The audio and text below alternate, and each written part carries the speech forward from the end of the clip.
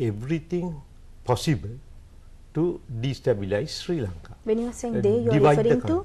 I am referring to the Western colonial powers, right?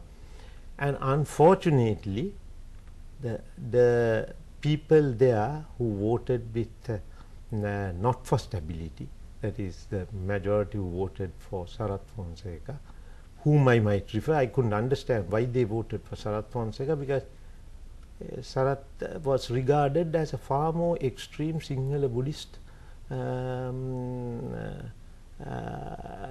with ideas expressed himself as if this country belongs only to the Sinhala Buddhists. He has done that. The minorities should follow that. So even with that, why did they vote? I have seen many articles in papers in the past where the Tamil writers are who have never been affected by it, who are living abroad, tell these people, you better vote for Sarath Fonseka, telling the Tamil voter where they should vote, and even the TNA went that way. So only thing is, some of them are still living with the idea of a separate state as a dream. We have to be realistic. Just to clarify, because I think when you look at the people in the north, the people there just after the war, and they've been IDPs, and they can't sort of understand what the international community says and what somebody says. So how can you say that they voted for destability? They might not even understand the concept of destability, unless you are saying that it was they were influenced by the TNA or their leaders. Is that what you are trying to say? Exactly correct. When you look at various news items coming out, you see what this community was trying to tell them: you should have got it better. War was over on May 19th. You should have been out of the camps next month itself. These people kept you for 6 months to send there without looking at the mines being removed with the LTT put. All that actual infrastructure has to be done, otherwise people can't go. They wanted the release. They wanted it for various reasons. They didn't want even the LTT cadres to be rehabilitated. Now formally, to rehabilitate a person, it takes a number of years. You can't rehabilitate overnight a person who has been trained for 30 years from childhood to think that the Sinhala race or the enemy is extremely bad, waiting to eat you type of logic.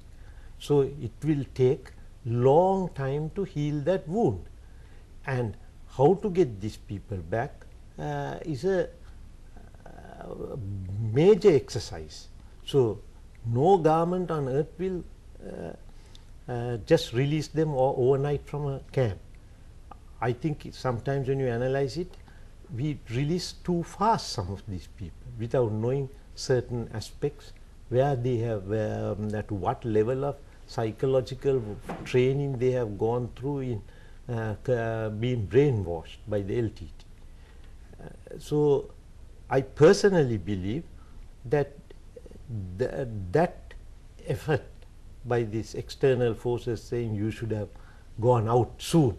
So you release a man in 6 months, they will say you should have been released in 1 month, so that the man votes for the other side. And they go around saying vote for Sarath Fonseka. So the poor people voted for that person because they also want something better in their life. So there are lots of things which we can look. So we will continue this discussion. We are speaking to Mr. Tissa De Silva. We will take a short break and we will be back with you. Stay with us.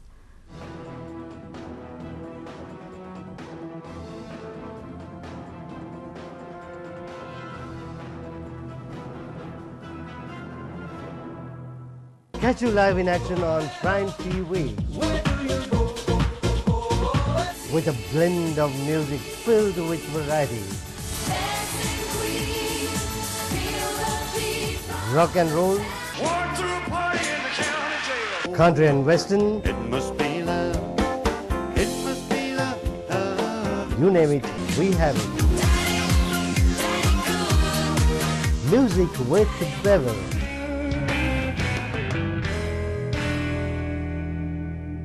Hey, hey, hey, you're watching Prime Sunset. All you gotta do is call us up to 772-5283. That's why it'll never work. You have me suicidal. Maybe have a small chat with us.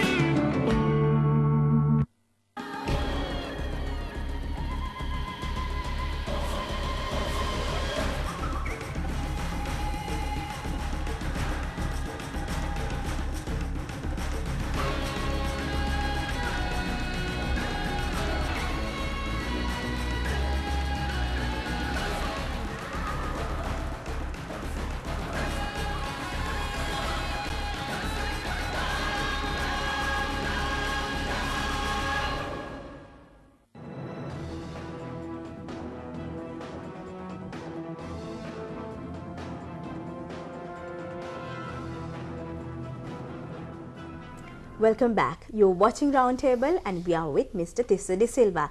So what we basically touched on was the facts that is obvious to us after the elections.